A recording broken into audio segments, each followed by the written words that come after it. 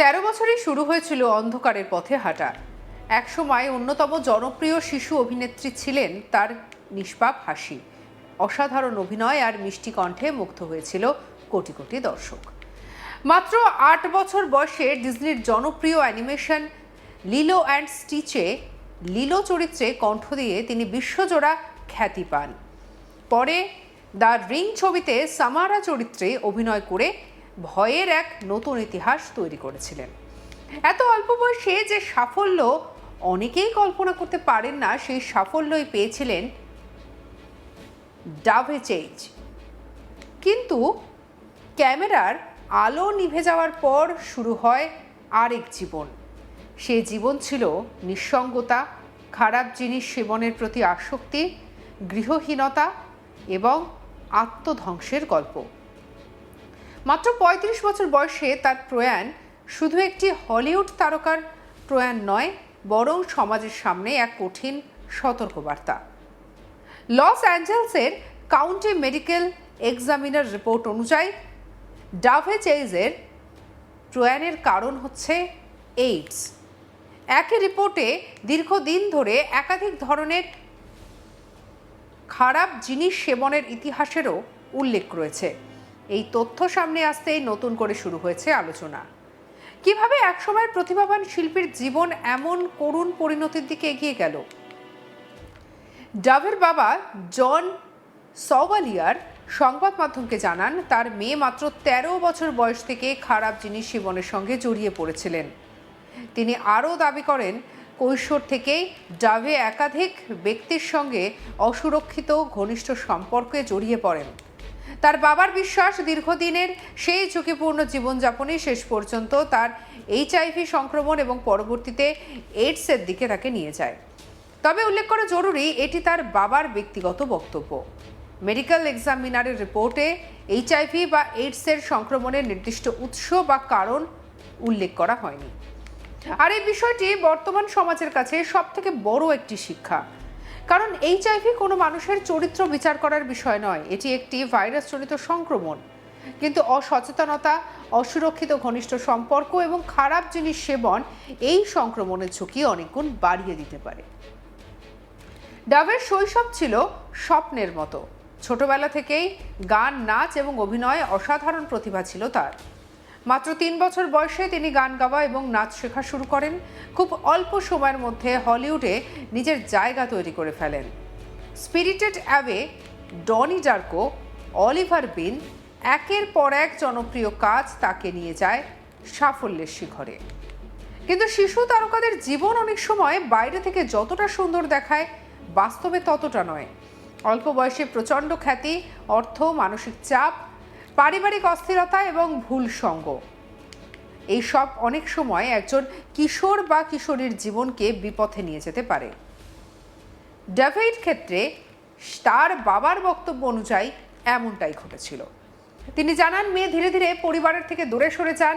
বাবা মায়ের বিবাহ বিচ্ছেদের পর সম্পর্ক আরও খারাপ হয়ে যায়। একসময় এমন অবস্থায় আসে যে বছরের পর বছর বাবা মায়ের দেখাই হয়নি।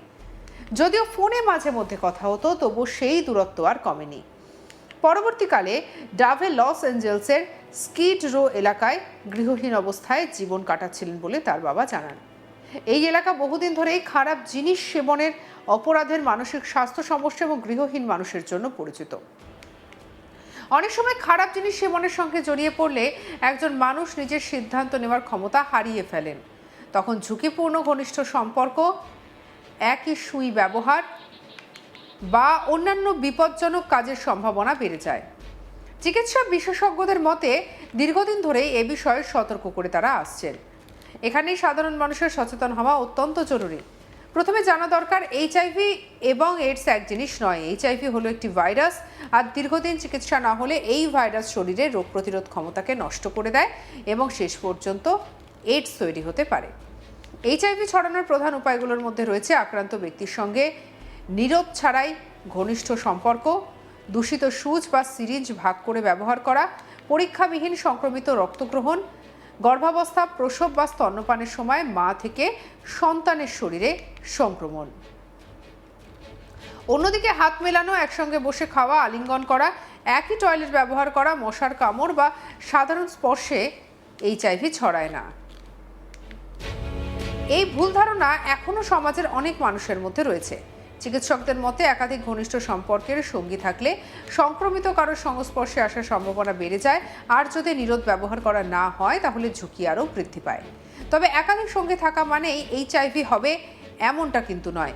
আবার মাত্র একজন সঙ্গী থাকলেও যদি সেই সঙ্গী এইচআইভিতে আক্রান্ত হন এবং নিরাপদ ঘনিষ্ঠ সম্পর্ক না করা হয় তাহলে সংক্রমণ হতেই পারে। তাই নিরাপদে ঘনিষ্ঠ সম্পর্ক সবথেকে বড় সুরক্ষার। বর্তমানে এইচআইভি পরীক্ষা অত্যন্ত সহজ। অনেক সরকারি হাসপাতাল ও স্বাস্থ্যকেন্দ্রে বিনামূল্যে পরীক্ষা করা হয়। সংক্রমণে ধরা পড়লে অ্যান্টিরেট্রোভাইরাল ওষুধের মাধ্যমে দীর্ঘ, স্বাভাবিক এবং কর্মক্ষম জীবনযাপন সম্ভব। অর্থাৎ এইচআইভি এখন আর আগের মতো নিশ্চিত প্রমাণ নয়, যদি সময় মতো পরীক্ষা এবং চিকিৎসা শুরু হয়। ডাভি চেজের গল্প এখানেই আমাদের ভাবায়। একজন শিল্পী যার সামনে ছিল উজ্জ্বল ভবিষ্যৎ, আর শেষ পর্যন্ত গৃহহীন অবস্থায় জীবন কাটালেন। তার বাবার কথায়, যদি কেউ ওকে সময় থাকতে খুঁজে বের করতে সাহায্য করত তাহলে হয়তো গল্পটা অন্যরকম হতো। এই বক্তব্য শুধু একটি বাবার আক্ষেপ নয়, এটি আমাদের সমাজের প্রতিও একটি প্রশ্ন। আমরা কি সময় মতো বিপথে যাওয়া কিশোর কিশোরীদের পাশে দাঁড়াই? আমরা কি খারাপ জিনিস সেবনকে শুধু অপরাধ হিসেবে দেখি, নাকি চিকিৎসাযোগ্য সমস্যা হিসেবে দেখি? ভারতেও প্রতি বছর হাজার হাজার মানুষ নতুন করে এইচআইভিতে আক্রান্ত হন, কিন্তু এর বড় অংশই প্রতিরোধ করা সম্ভব সচেতনতার মাধ্যমে। পরিবার এবং সমাজ সব জায়গায় নিরাপদ ঘনিষ্ঠ সম্পর্ক, নিরোধ ব্যবহারের গুরুত্ব এবং এইচআইভি পরীক্ষা বৈজ্ঞানিক তথ্য পৌঁছে দেওয়া অত্যন্ত প্রয়োজন। বিশেষজ্ঞদের মতে কিশোর কিশোরীর শুধু এটা করো না বললে হবে না, তাদের জানতে হবে কেন নিরাপদ ঘনিষ্ঠ সম্পর্ক তৈরি জরুরি, কিভাবে নিজেকে সুরক্ষিত রাখতে হবে এবং কোনো সমস্যায় পড়লে কোথায় সাহায্য পাওয়া যাবে। ডাভি চেজের জীবনের প্রতিটি অধ্যায় যেন একটি করে শিক্ষা। খ্যাতি মানুষকে সুখী করে তোলে, অর্থ মানুষকে নিরাপদ করে তোলে, জনপ্রিয়তা মানুষকে বিপদ থেকে রক্ষা করে না। একজন মানুষের পাশে প্রয়োজন পরিবার, বন্ধু, মানসিক সহায়তা, চিকিৎসা এবং সঠিক সময়ের সঠিক সিদ্ধান্ত। এই ঘটনাকে কারোর ব্যক্তিগত জীবন নিয়ে কৌতূহল মেটানোর গল্প হিসেবে দেখা উচিত নয়, বরং এটি হওয়া উচিত জনসচেতনতার একটি উপলক্ষ। কারণ এইচআইভি প্রতিরোধযোগ্য, নিরাপদ ঘনিষ্ঠ সম্পর্ক, নিয়মিত পরীক্ষা, প্রয়োজনে চিকিৎসা এবং খারাপ জিনিস সেবন থেকে দূরে থাকা, এই চারটি বিষয় অসংখ্য জীবন বাঁচাতে পারে। ডাভি চেজ আর ফিরে আসবেন না, কিন্তু তার জীবনের করুণ সমাপ্তি হয়তো অসংখ্য তরুণ তরুণীকে একটি গুরুত্বপূর্ণ সিদ্ধান্ত নিতে সাহায্য করতে পারে। গুরুত্বপূর্ণ জীবন নয়, নিরাপদ জীবন বেছে নেওয়ার সিদ্ধান্ত। আর সেই শিক্ষা আমরা নিতে পারি, তাহলে একটি মর্মান্তিক প্রয়াণ থেকেও সমাজের জন্য ইতিবাচক বার্তা উঠে আসতে পারে। আপনার কি মতামত জানাতে ভুলবেন না। সাবস্ক্রাইব করুন আজ তাক বাংলাকে।